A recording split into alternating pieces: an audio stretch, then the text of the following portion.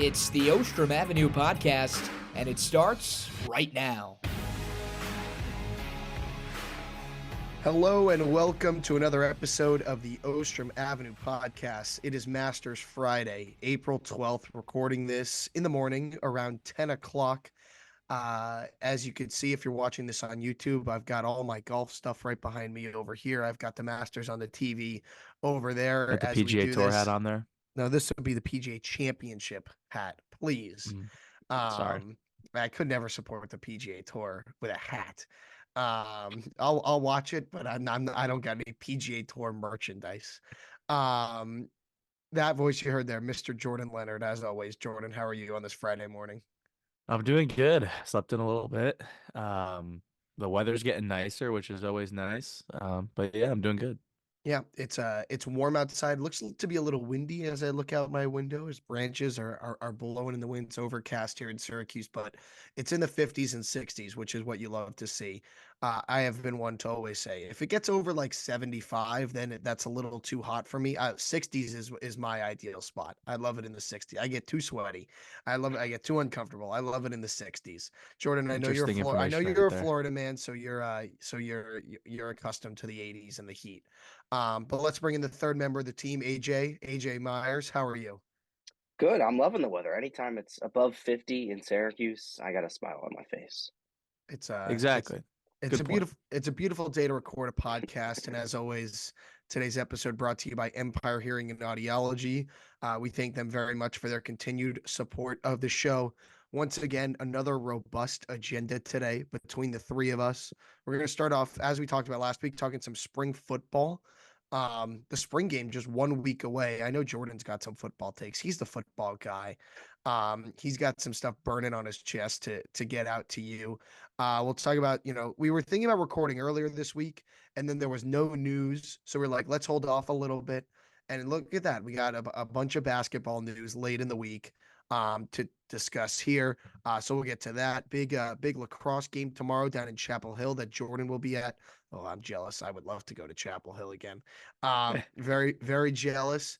And then unfortunately today is my goodbye here on the Ostrom Avenue Podcast. So we're going to tell some stories, go over some of my favorite memories here. If you remember, previous final episodes with Johnny and Ben that I was a part of, listening to their stories, even before Jordan and I's time on the show was it was a lot of fun. So we'll get to that. But let's start with football. Jordan, what's burning? What do you have any football takes from what you've seen on the interwebs about what's being reported on Fran Brown's squad? Well, it's so funny. I was texting with somebody the other day, and I was like, I'm claiming my guy for the season very early. My guy is Yasin Willis, who's going to end up probably being the backup running back. He's one of the 4 stars that flipped from, I believe, Pitt, but he's from the Pitt, the New Jersey area, and came here. He's one of those big bruiser backs. He's like 6'1", 215, 220. And yes, you're going to say like, Quinn Allen's going to get all the starting minutes, whatever. But he's going to be that guy that comes in as like a backup, but also on goal line where he's going to end up with like probably maybe a fourth of the carries, maybe a third if he plays well, but he's going to end up with 5 or 6 touchdowns because they're just going to hand the ball to him on the goal line. I think he's going to have a big impact because when you could have a Quinn Allen who could do it all and then add that, bruiser back behind him, that's my guy for the season. That's been my biggest kind of, I've been trying to find one, Malik Brown was my guy, like not this past year, but on the first year that I was on the podcast, Quadir Copeland was your guy throughout basketball season. I got to go with Yasin Willis as my guy for football season next year. Well, now, Jordan, now you're pressuring me to like find my guy. I don't have. I'm just. You don't have to pick him now. You don't want to pick. You don't want to pick your guy unless you're convinced on him. Right. You got to let it happen naturally. Yeah. It takes a lot of R&D to get there. A lot of research and development to find your guy. Yeah, I think I got to see a few live reps, a few in-game reps before I find my guy. But if there's someone that I'm, more interested in knowing about how he's doing is Rondé Gadsden. They reported that he got the screw out of his leg. So I don't think he's really practiced at anything at all. But to have him come back, I almost feel like Syracuse fans kind of forget how much of an impact he had 2 years ago when he was fully healthy. So to get him back into the swing of things, hopefully he's ready to go in September because that's when it really matters. But he's going to be such a key player for Syracuse if they want to have any success this year. Right. And I think the key thing for me, on top of Gadsden's health is just how different these type of practices feel from years past, in that they're much more open, they're much more like there's a lot more going on, and there's a lot more actual practicing being done rather than just kind of walkthroughs. And I think the word I want to use is purpose. It feels like there's a purpose to everything going on. And they're practicing because they want to, not practicing because they have to. That's kind of the vibe I'm getting, and it feels like the spring game next Saturday is going to be purposeful. It's not going to be, oh, we're having a spring game because we can make money from it being on TV and whatnot. I'd say if anything, last year's spring game, Jordan, we were there. I mean, that gave us more concerns than it did positives from what we saw based on the offensive line. Then your backup quarterback ends up transferring, and obviously it's worked out fine and you have a new head coach and you have a new quarterback. But I mean, you might not have had to do that if you just like allowed Justin Lamson to be the quarterback after Garrett Schrader was injured. I mean, you wouldn't have had to go through all of these, financial hurdles and whatnot to fire a coach and bring a new coach in and whatnot. And maybe it'll be for the better, but it could have been a lot more simple if you watch that spring and you're like, oh, Justin Lamson kind of has the goods here. But I think this next week's spring game will give us a lot of answers as to Fran Brown's coaching style. It seems like he's doing a lot of technique coaching with the defensive backs, which is not a surprise considering that is what his background is. But as I've said, every single time we've talked about football, how is he going to be in game? I don't want to say it's concerning that he spends a lot of time with the defensive backs because like that's what his specialty is, but it's pretty clear he's not like a CEO type coach. He is a hands-on coach. He is a player's coach, and I'm interested to see how that fares for the team compared to what we've seen in the past. I think when you look at it in the case where Jeff Nixon's been in the NFL and coaching and has been an offensive coordinator before, Elijah Robinson was a defensive coordinator and is like the interim head coach for Texas A&M the latter half of last year. So I think with him having experience on the rest of his coaching staff, it helps him in that realm. Also, just because I mean he is objectively one of the best defensive backs coaches in the country. I would be kind of disappointed if he wasn't going and talking to the defensive backs as much. I honestly, the spring game last year, you mentioned it. One of the only positives that I took away from it was like Justin Lamson's like pretty decent, like coming off that knee injury, and then he transfers out. It's like one of the only positives we took away ended up not being a positive. I think this year will be interesting. AJ mentioned Oronde Gadsden. I've seen a couple videos of him. He looks like he gained some muscle. Now, obviously, hard to kind of tell based on just videos. He looks like he gained some muscle in the rehab. But I'll be interested because Fran Brown also mentioned that his focus during the spring was blocking. So I think he will be actually in a 3-point stance a lot more this year, which could help him get more matchups against linebackers. Because if you're lining up in the slot, they can rotate a safety down on him, which isn't a bad matchup for him because usually safeties are smaller. But linebackers can't keep up with his speed either. So I think if he has the ability to line up in the slot and line up, in line at tight end, it's going to make him even more diversified and make him a way better NFL draft prospect and help the team in an extreme amount. Yeah, him actually playing as a tight end. I think there was times last year and the year before What a where it was concept. more. Yeah, I mean, it was more like, is he a receiver? Is he a tight end? Like, it kind of came down to the point where it's like he's Syracuse's only skill position player that can catch the ball. But now finally, maybe getting more of those, traditional tight end reps, we'll get to see the best version of Oronde Gadsden. But I kind of wanted to go back to Coach Brown. I think, Easy, you said the word purpose. I think these practices seem more purposeful, and spring game is going to, almost matter more, is because I think guys feel like they're on the hot seat a little. They have something to prove, unlike with Dino Babers, where it was the same voice for so many years. Now it's a new voice in there. Guys have to show how much they matter and how much they care about this program and about, playing meaningful minutes come the fall. So I think that's kind of why we're seeing these practices maybe a little bit more upbeat, a little bit more, motivated and in-game reps almost, because it's a new voice on the field, and I think guys are maybe more motivated to try and prove that they belong. They're definitely more intense for sure. Yeah. I mean, you look at any like their hitting. I mean, Yep. you look at any of the obviously videos on social media aren't necessarily exactly what they're Yes. doing, Yes. entire practice. But watching the Justin Barron little docu thing, it seems like they're very intense. Like they are being worked to the limit, which is good in the spring because if you work to the limit, you gain, and you have that kind of time of rest too before getting to the season where they're not, because when you're in the season, you can't like you can't practice so hard where then you're not ready, you're not physically ready for the game. So it's good to get, do that in the spring. Did you And guys hopefully see that that means did you see there's still a call for 10 more walk-ons? I did see that. Anybody have interest or know anybody of interest that would want to join the team? you're saying there's a chance for me. There's a chance for you, Aiden. Jordan, I know you played football in high school. Yeah, I did play quarterback. I could, but like I got this broadcasting thing going on that would hamper it a little bit. That'd be good inside info for the pod, though. It would- If you're a That, walk-on that on would be football. good inside info. I'll give you that. One of my friends said he might try out for kicker, but I was like, I don't know if they're looking for that Really? position. Well, you could. I mean, what? It's McCord, then Braden Davis, and then you could be right there Well, at third so string. speaking of the spring game, like who's the backup quarterback? That's something to note. I mean, you look at last year, everyone, Garrett Schrader didn't play. Justin Lanston was the assumed backup, given that Schrader had played the previous year for the most part.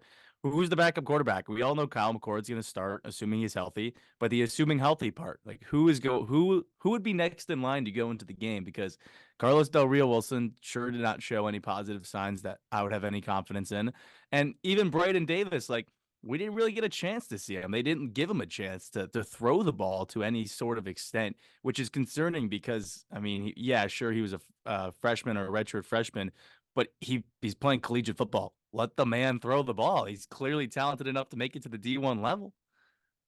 Yeah, I think you mentioned the health. I think it's so important to know who the backup quarterback is because unfortunately, Syracuse has had so much problems with injury. And it's kind of one thing I'm hoping with Fran Brown. I don't really know if he can do anything about it because it's football and injuries happen, but maybe just a little less injuries because I just felt like the last 2 years, the seasons have fallen apart because of the health. And that goes into strength and conditioning. I mean, Yeah. making sure you have proper nutrition and making sure you're treating your body right. And I think Which that has is a been point of criticized. emphasis, right? And I think that is a point of emphasis under Fran Brown. So I know what is W8ER's coverage of next weekend's spring game, Jordan? The coverage will start at 7, and I'm pretty sure we haven't gotten a finalized end date because those spring games, you never know when they're going to end time-wise, but probably from 7 to 9 on the dot, and hopefully it's more of a game-like atmosphere. And there will be there will be full coverage on W8ER. So make sure you're tuning into the original home of the Orange if you want to listen to some football on a spring Saturday night. All right, let's move on to basketball. Couple news and notes. We can start with a quick Judah released an official goodbye video that I watched on Instagram, not on Twitter, saying goodbye to Syracuse for 2 wonderful years and that he's going to the NBA draft. This is not a surprise because Mike Waters reported this a week ago, and we trust Mike. There was no way Mike was going to be wrong on that, despite what Judah wanted to say about him. And Mike, we trust. Yes, in no way was this a surprising news. It wasn't surprising news when Mike reported it a week ago. This is what everyone had known for the past month.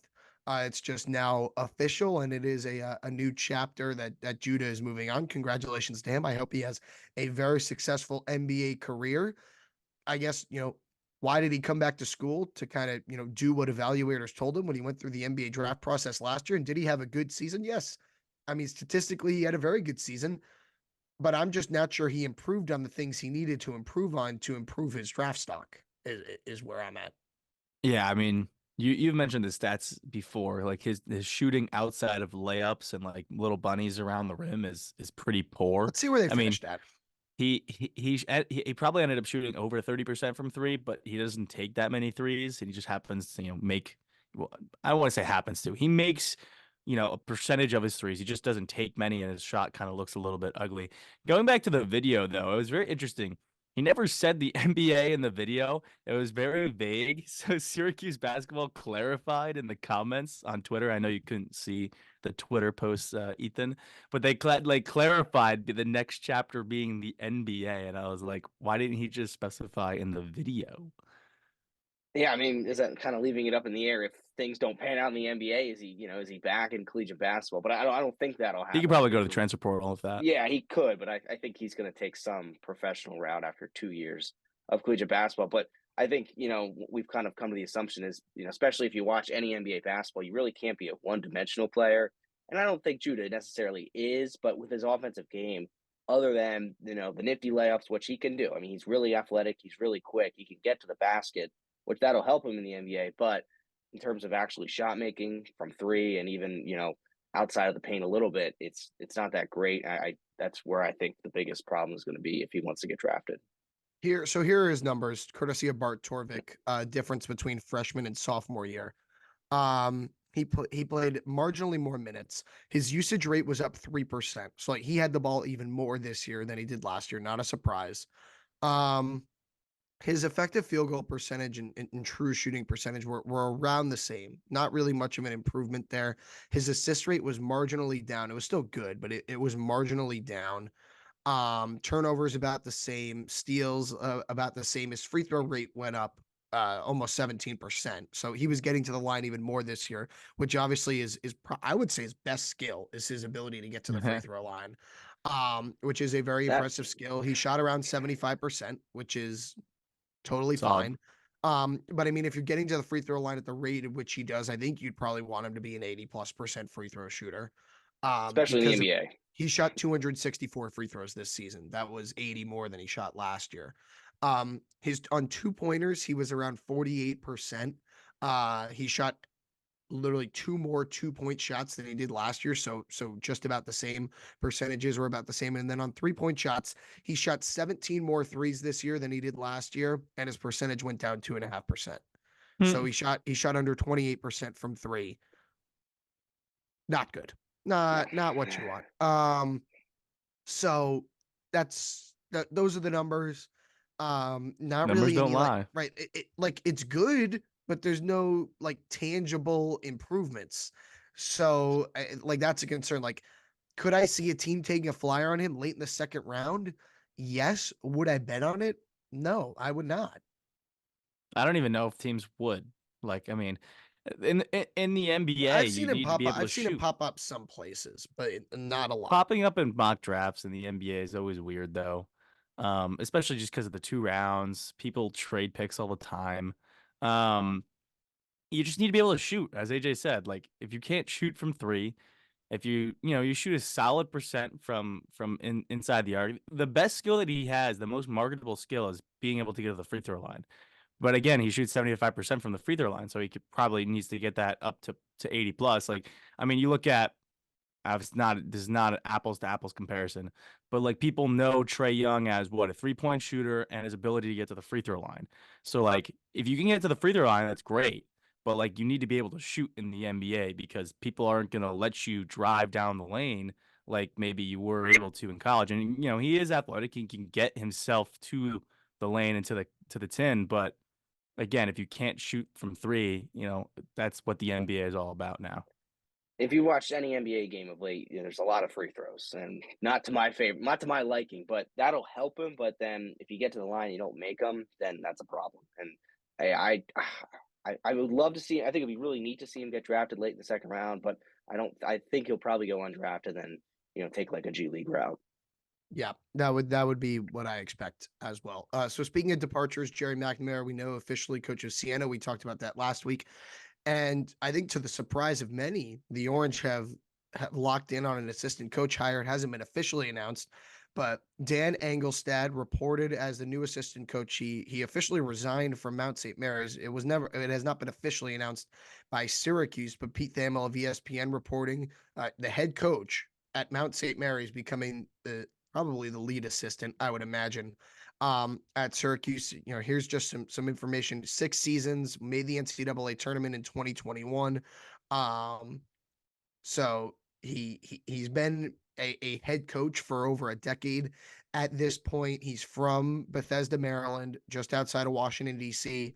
So now him and Brendan Strawn with deep recruiting ties, and it seems like the Orange putting their chips in the DMV basket when it comes to recruiting. What were your guys' thoughts when you heard news of this hire? I was pretty surprised because I thought Syracuse was going to be working on getting players in before they got coaches in, which is what, I had heard other people say as well. But, here we are.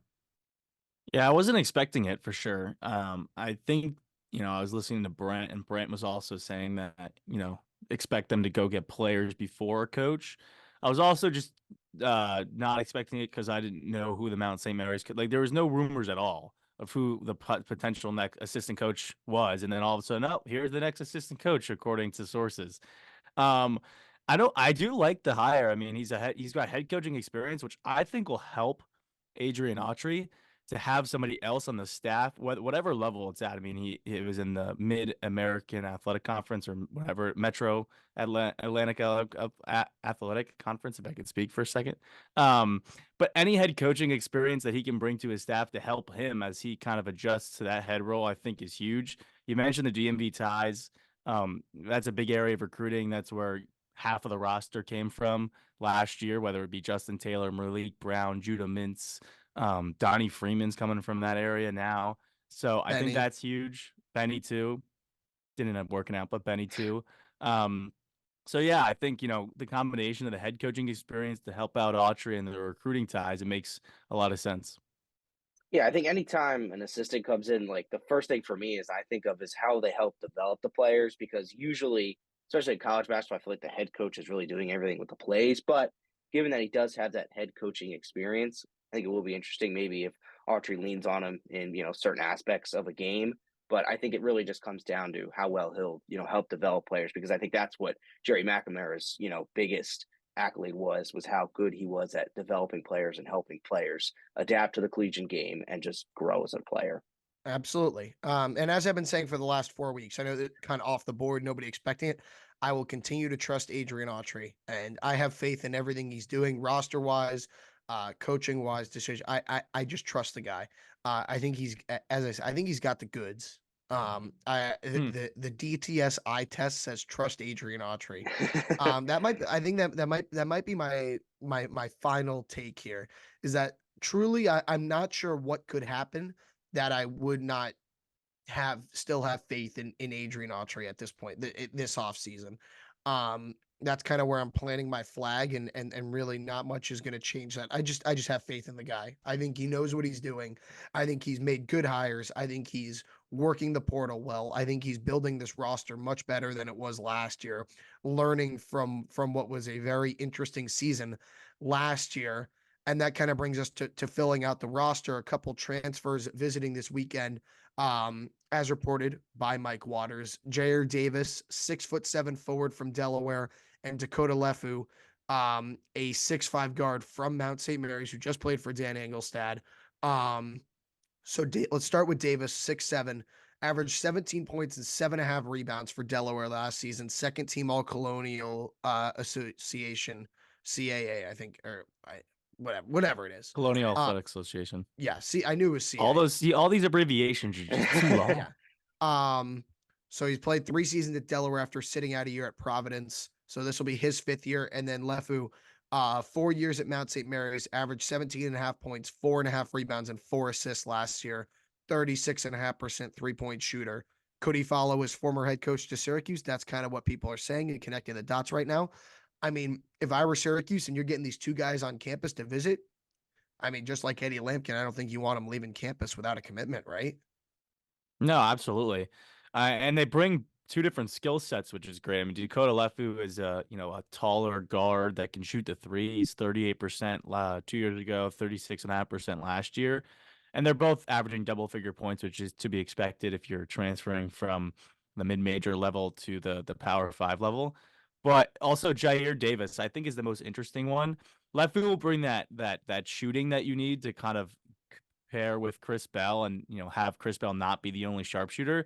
But Davis is interesting because he's a 6'7", kind of, I guess you'd call him power forward in college basketball. Doesn't really shoot the 3, but he shoots inside and gets a lot of rebounds, which I think will be interesting because that'll give you the opportunity to potentially play him at the 4 and maybe Donnie Freeman at the 3 at times, where then you have, let's say, Eddie Lampkin and Davis who can both play with their backs to the basket. And I think that was something that was just really missing from Syracuse's roster last year. Nobody could post up. The amount of problems a defense has to face when somebody is posting up, say, on like an isolated side, they have to, whether they bring a double team, if they bring a double team, somebody's open, there's a lot of movement, a scramble that comes after that.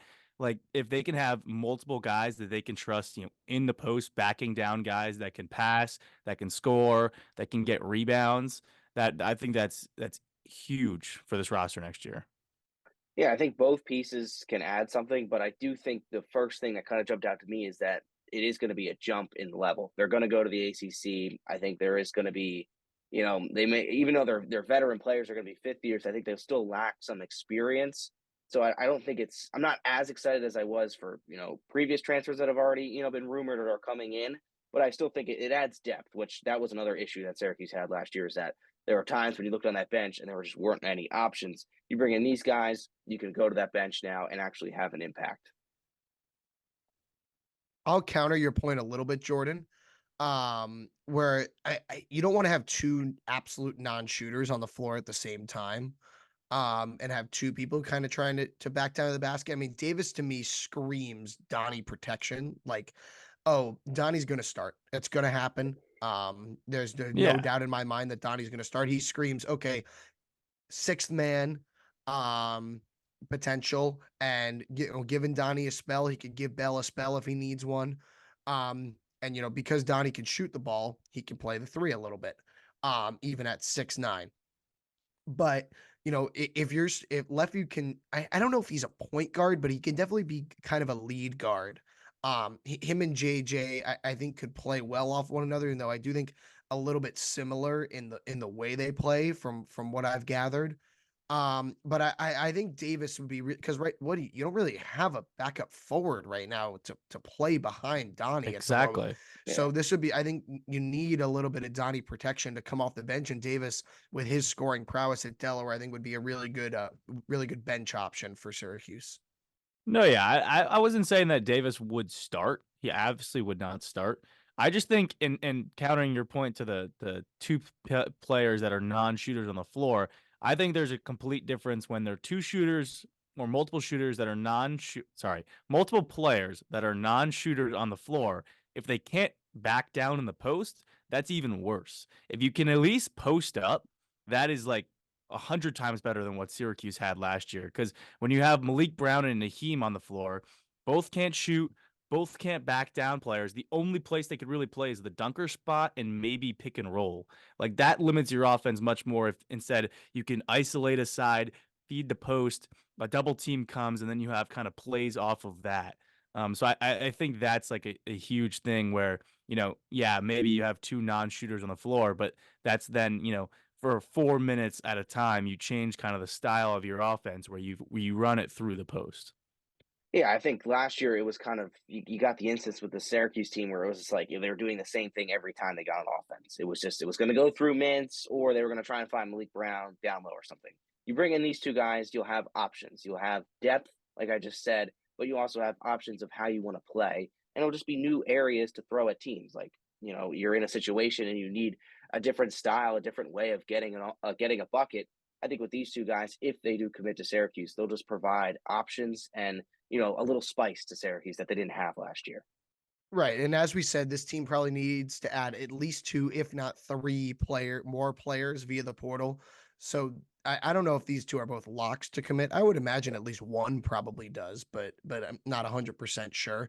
And we'll see what happens this weekend. And there will be reaction to that moving forward here on the pod.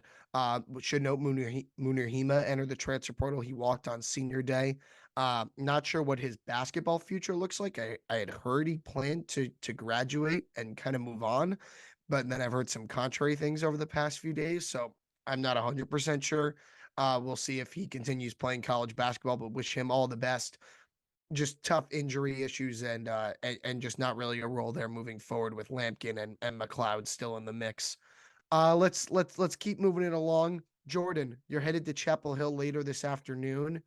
What are the stakes in this game, this lacrosse game tomorrow? What's going on? It's huge for Syracuse.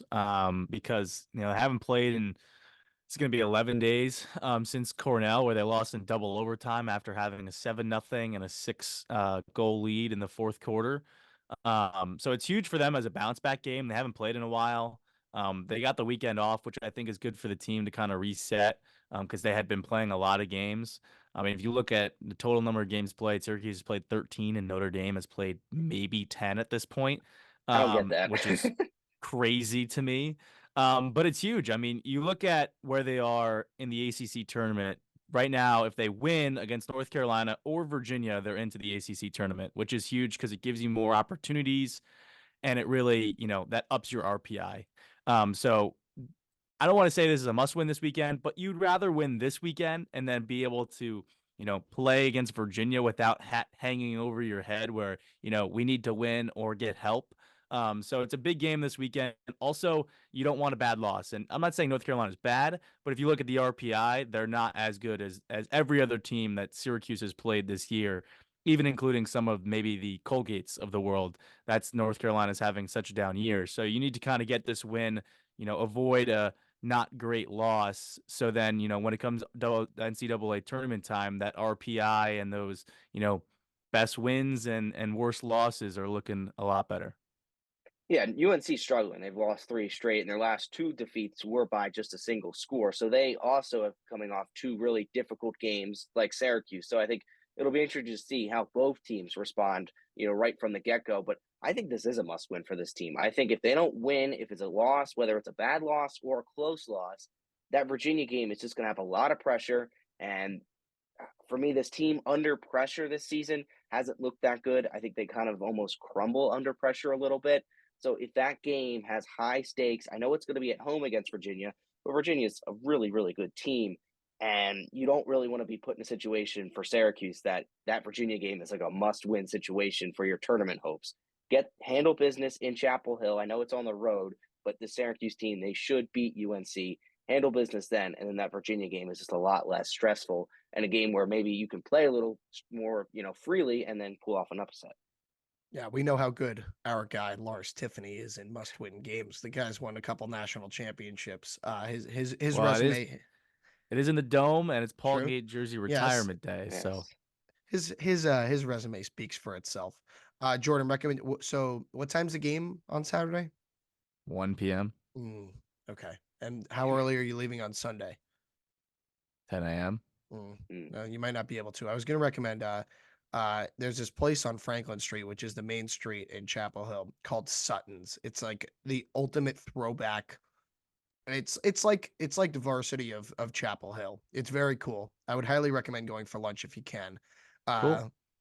Our colleague and I went there with our colleague Andy Sullivan back in January. It was delicious. Highest of recommendations. But Chapel Sounds Hill's a wonderful place. I hope the weather is expected to be Oh, nice. 70 degrees and sunny tomorrow. Like when we were on the sidelines in Durham last year. I still have the picture of you after the game, the Yeah, sunburn. I got a pretty bad sunburn. So that'll be an exciting game. Of course, WAER will have full coverage of Dave Gary Gates' Petramala revenge offense game. versus Dave Petramala's defense. Yep.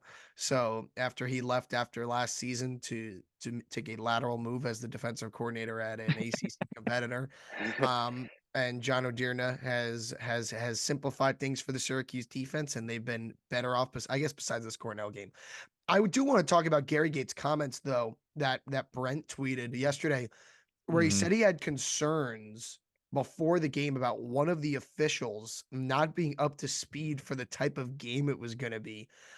I know Gary is a very. I thought those comments were fascinating. Like those are sick comments. Yeah, I was there. And when Yeah. he started to say that, I was like, what? Like you objected to an official before the game and your request was denied. And then the ensuing events of Pat March getting ejected happened.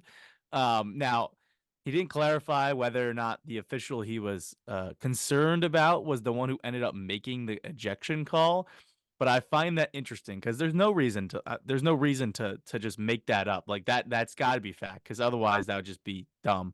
So I mean, if you look at it, how does that happen? Like, how do you object to an official, but they decide no, that he like, and the objection was that he didn't feel that he was ready for a top 15 game, given what he's refereed early in the season, and you know, like that that's huge. I mean, a top 15 game where that makes Cornell's resume, or that further enforces Syracuse's resume. Like, that is huge in terms of making the NCAA tournament for two teams that Syracuse can't get an auto bid because of the ACC. Cornell can, but if they don't win the Ivy League tournament, then they have to get an at-large. Like, that is a big separating factor. And the fact that he said that he objected to an official before the game and then all the events that happened in the game, very interesting.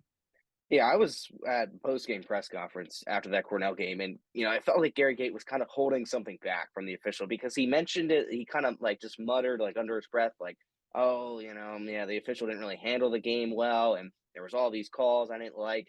But it felt like he was really holding something back to where he wanted to not make it personal, but say like this official was not ready for this game. So when he said that yesterday, I was like, "Oh, wow!" So like there really was something there.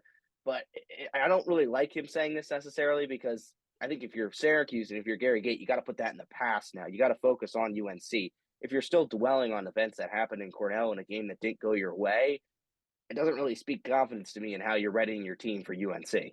I will say Brent outright asked the question. True. Not Yes. like not if he objected, but Yeah. if he had any problems with the officials, because Brent had Mhm. heard about it and he wanted to Yeah. clarify. I think, well, I think the interesting thing is it's been over a week since this happened.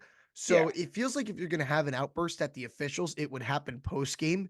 It wouldn't happen more than a week later. And if Yeah. you've had this time to think about it, you'd probably expect some sort of deflection or coach speak answer from Gary. So I think the most interesting takeaway for me is that he is still fired up about this, that he had over a week to figure out how he wanted to handle it, and he still criticized the official. So that tells me how upset he was, and that I think is the most interesting thing. Yeah, and on top of that, I mean, with the ejection from Pat March, he's suspended for a game, and Gary looked into that, and there is no appeals process to appeal a 1-game suspension. Sounds like which something that needs to be changed. and he said that they're gonna have to meet about that in the coaches' meeting. They're gonna bring that up in the coaches' meeting at the end of the season. Like, how is there no appeals process? Like, I mean, I'm not saying that Pat March would have won the appeal, but if you watch the video, the official like went towards him and like put his hand in his face. Like, that is not actions an official should be taking. That's escalating, not de-escalating. Sounds like the game is not about the guys in the stripes. Yes. Kind of what it seems like. So Saturday's game will be very interesting. Syracuse can really stamp its postseason hopes with a win. Still have a chance even if they lose, but puts things in a little bit of peril. It puts a little bit more pressure on. So we'll see what happens. Any final thoughts before we move on lacrosse? No, I just mean, I think this is, you look at the season, what the most important games were. Johns Hopkins getting that first top 5 win. Duke really, enforced Syracuse as a quote unquote national championship contender. They've kind of fallen a little bit since then, but this is a game that you just need to win. I mean, like AJ said, you just need to win the game to take the pressure off next week and to just, get back on the horse. I do think that them having a week off is going to help, and it's going to make them hungrier. It's going to get them rest, which I think they needed because they've played so many, 1 game, 3-day break next game instead of, having a week off. So I think getting that extended break helps. But it's just such an important game tomorrow.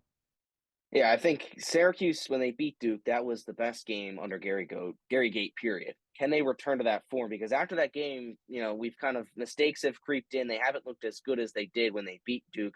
Can they do that against not as good UNC team? They handle business. If it's an impressive performance, I think it really just asserts things for postseason play, and that's what really matters for this team. And Gary Gait has said that a lot this season. So that W8 will have full coverage tomorrow, starting at 12:30, going all the way up until 4:30 after the game. A big game down in Chapel Hill. You can hear Jordan's lovely voice on the call with the delightful Austin Barrick from the Research Triangle region down in North Carolina. All right, we've gone over a lot of stuff today, but I will say as I said at the top, this is my final pod. Very sad. It's been a wonderful 2.5 years here on the show. I was looking through the guest log. My first episode was episode 76, and today is episode 183. So over 100 episodes, which I'm very proud of. It's fittingly, first episode was with Mike Waters. Yeah. That Ben pulled me into an edit bay, at an edit booth at AER, and we did the interview at AER. It was the day before day before the season opener, in 2021 or in the first week of the season or something like that. It was kind of all in a haste. But here we are. And yeah, it's been a lot of memories. I mean, just looking back through the guest log, just doing Ben and Johnny were amazing. We had so much fun, so many great guests. I mean, I think back to that first interview with Lars, because we did that Dope. interview. We did that interview, Johnny and I, and then I was at the game in Charlottesville the next day or 2 days later. And he remembered me. We talked on the field for a little bit after. He made time after his post-game press conference to like talk with me for 5 minutes, and we just chatted about the game and about life and whatnot. Just an incredible guy. Going through all the lacrosse interviews and whatnot, those I know everyone's a big fan of those. Coaches they're a little coach speaky. So those have been a lot of fun, but just like looking through the interview lists, just like so many different, it's hard to name. I mean, you look at, Brent and Mike and Emily and Donna, obviously all the Syracuse.com people have been wonderful, but the most fun pods are when it's the three of us or Jordan, me, you and Johnny and whatnot, just talking ball. And those are what the most enjoyable to me. That's when the time flies the best. I remember Right. We've back gone in the 40 minutes already. Has it felt like we've been on here for 40 minutes? No, not at all. I can't remember when it was. It was back in the fall. I did find it for the new open, so I did find whatever episode it was. But we were just talking, and it was like it was probably an Ostrom Tay factory or something, or before that maybe it was even a thing.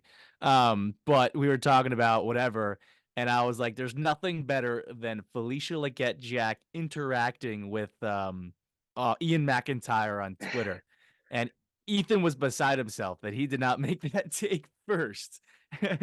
And then he said that's the smartest thing I've ever said. No, I think the coach interviews are awesome. Lars is awesome. We'll hopefully try to get him next week. John Danowski's a king. He always comes on. Also Rick Beardsley. I mean, I don't think I ever laugh. I don't think I ever laugh more than I do in a interview with Rick Beardsley.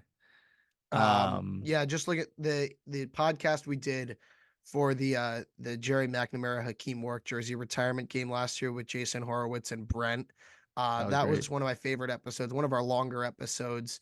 Every time we had Brendan Marks on to talk Duke or Carolina from the Athletic, those are always a treat. Let me keep seeing. And then what we did around the holidays this year when we got all the alums back on, that was great. Ben and Johnny and Owen and Brendan. That was a lot of fun. And I mean, this football season, we had some, I thought, terrific guests. When you got Tom Luganbill on, I mean, Scott Mutrin for BC was tremendous. Every time we get to talk to Noah Hiles, that's always a lot of fun. Just comparing Pittsburgh and Syracuse. And it's just so many. There's been so many fun episodes that it's really hard to pick a favorite. I do love that one from about a year ago with Brent and Jason Horowitz. I'd say if I had to pick one, the combo, like doing 2 interviews about such a special game and a special anniversary, that one meant a lot to me. So I guess I'd have to pick that one. But really the pods where we do it's just us, it's a lot of fun. That's all AJ knows right now. Exactly. Yeah. That'll change soon, hopefully. I was just thinking, like, in terms of, your class, Ethan, you guys have experienced so much. I mean, I think it's like three coaches, right? Basketball, football, and you were here for the start of Gary Gate, right? Yeah, all the major programs have changed. Yeah. Both lacrosse teams, both basketball teams, and football have all changed. I was talking about that with my dad the other week. He's like, well, you might not have had the tournament success you wanted, but No. you did get to cover a lot of off the field stuff. Well, Yeah. at least A the lot of team has drama. made the tournament. Uh, Since I've been here, they have not made I the mean, it tournament. was yes, but that was Yeah, I know mean, it was COVID. It but- was COVID, so like I watched all those tournament games. I watched them alone in my room. I would do it all over again. I would totally watch them alone again because I get so nervous and so into it that I would totally do it the same all over again. But yeah, I just want to say thank you to all the listeners. Thank you for always checking us out. All the loyal listeners who tune in every single week. I know they're few and far between, but it does mean a lot to us. And to everyone who's ever appeared on the show. It means a lot, and I'm excited for you guys to keep it going. Yeah, it should be fun keeping the tradition on going. Hopefully interview Lars next week. Have a good football season for once. That is not, mired in whether Dino is going to be gone or not, or they're going to start out 6-0 and then end up 7-6. So I'm excited. It's sad to see you go, Ethan. It was one thing to see Johnny go last year. 2 years older. A little bit distant. But for someone who has spent a lot of time with you, especially since beginning of sophomore year, it's making me feel old a little bit. Yeah, well, welcome to the club. Why do you think I named my name on the Zoom call Washed Up? Because that's how I feel at the moment. But I'm sure you guys are going to continue to do amazing things with the show. I can't wait to see how it grows. I mean, there's so much I would have loved to do if time had permitted, and I'm sure it will at some point in the future. But thank you guys for working with me. It's been an absolute pleasure, and I wouldn't have it any other way. So thank you. And with that, I think that'll do it for this episode of the Ostrom Avenue Podcast. As always, you can find us on YouTube if you're not there already. The Ostrom Avenue Podcast YouTube channel. Check us out on social media as well at Ostrom Avenue Pod. Jordan and AJ will be back next week. Good luck with this hosting thing, Jordan. It took me a while to be able to do it. As hopefully as smoothly as I think I do. Johnny makes it look easy. Ben made it look easy. It's not that easy. I have gotten 2 shows of practice when you were on vacation, so at least there's that. True. But yes. It takes some time, but you'll get there. You can hear Jordan and AJ next week, hopefully with Lars Tiffany. That'll be an exciting lacrosse game in the Dome next weekend. And thank you again to Empire Hearing and Audiology for their support of the show. And thank you to you, the listener, for always tuning in. All right, that'll do it for the final time. That's AJ, that's Jordan. I'm Ethan signing off. And these guys will talk to you next week.